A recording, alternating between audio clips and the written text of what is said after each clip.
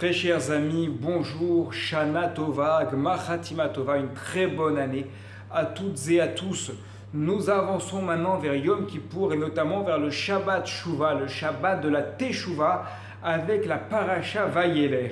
Et dans cette Paracha, nous voyons la mitzvah du Hakel, dans laquelle, une fois tous les 7 ans, au début de la fête de Sukkot, le peuple doit être rassemblé par le roi et tout le monde doit être rassemblé. Hakel et Ha'am rassemble le peuple, Ha'anashim ve'hanashim, les hommes et les femmes, ve'hataf et les enfants.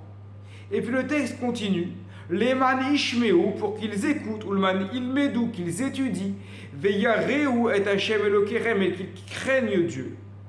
Et puis le verset continue, nous sommes au verset 13 du chapitre 31, Uvnehem et leurs enfants, Asherlo Yadou, qui ne savent pas, Ishmeu, ils entendront, Velamdou, et ils étudieront. Les commentateurs s'interrogent. On a parlé dans un premier sens, une première fois, de rassembler tout le monde, hommes, femmes et enfants. Le terme enfant qui est employé dans le premier verset, le verset 12, c'est le mot taf, qui en général veut dire un bébé. Et puis ensuite on dit vos enfants ou leurs enfants. Il faut qu'ils soient là aussi pour qu'ils écoutent et qu'ils entendent. Donc est-ce qu'on parle des mêmes enfants, c'est-à-dire est-ce que la première fois les enfants on les appelle taf et la deuxième fois benéem, banim, ou est-ce qu'il y a une différence? Le Talmud au traité Chagiga considère qu'il y a une différence. La seconde fois on parle des enfants qui sont arrivés à l'âge de l'éducation et on dit effectivement ceux-là il faut qu'ils soient là pour qu'ils entendent, qu'ils étudient. Mais la première fois, on parle des enfants qui ne sont pas à l'âge de l'éducation, nous dit la Gemara. Et dans ce cas-là, pourquoi les amène-t-on? Eh bien, on les amène pour pouvoir donner un salaire, donc pour qu'il y ait un mérite, aux parents qui les amènent. Alors, les commentateurs s'interrogent, notamment le Keli Yakar, mais si les enfants ne sont pas en âge d'éducation, ils ne comprennent pas ce qui est dit. Donc dans ce cas-là, à quoi ça sert de les amener? Qu'on amène un bout de bois, c'est pareil. Le bout de bois aussi, il ne comprend pas, il n'entend pas. Alors il y a des explications effectivement un peu mystiques qui sont connues, comme quoi le fait pour l'enfant d'entendre, de recevoir des paroles de Torah, même s'il ne comprend rien du tout, ça va rentrer dans sa neshama, dans son âme, et rester pour plus tard. Pourquoi pas? Mais il y a une réponse un peu plus palpable que l'on peut comprendre davantage, celle que le Keli Yakar ramène.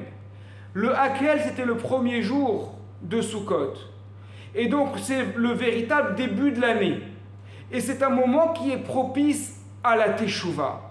Or, lorsque l'on fait Teshuvah, on arrive devant un Kadosh Baruch Hu, et c'est notamment ce que nous allons faire à Yom Kippour.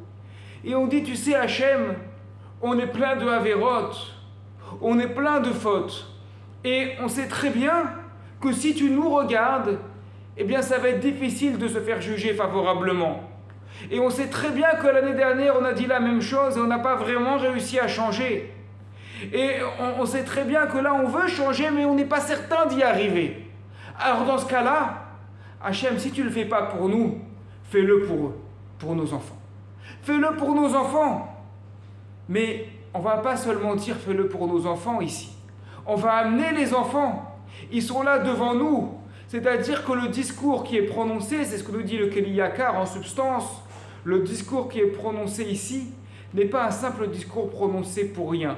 Mais les enfants étaient amenés au moment du Hakel et on disait à Kadosh Baruch Hu, Hachem, regarde, les enfants ils sont là. On les amène pour que tu nous prennes en miséricorde. Pour que tu nous prennes en garde, regarde Hachem, c'est vrai qu'on a du mal à faire des teshuvah, c'est vrai que ce n'est pas évident, mais on veut le faire sincèrement. Mais regarde nos enfants, c'est l'avenir, ils sont là, ils sont innocents. Et c'est ça, nous dit le Keli Yakar, ce que nous dit la Gemara à Chagiga. Les hommes pour étudier, les femmes pour entendre, et dans ce cas-là, les enfants, pourquoi sont-ils amenés? Pour donner un mérite à leurs parents qui les amènent. Quel est ce mérite? Eh bien, ce mérite, c'est que les parents font en sorte de considérer que tout ce qui est fait, que toute leur avodat Hashem et que toute leur teshuva a un effet non seulement pour eux, mais également pour leurs enfants, et de considérer que les enfants sont effectivement les successeurs, ceux qui vont porter pleinement la Torah avec eux. À partir du moment où il y a cette prise de conscience du côté des parents, et donc ils amènent les enfants dans ce sens-là, à partir de là, c'est considéré comme un mérite qui aide à la teshuva. Qu'Akadosh Baruch Hu fasse en sorte que nous arrivions à faire une teshuva pleine et complète devant lui, et qu'il écoute nos prières, qu'il écoute notre tfilote pour ce Shabbat Shuvah et pour ce Yom Kippour qui arrive. Shabbat Shalom Umevorach, Shana Tova Umetuka. À toutes et à tous.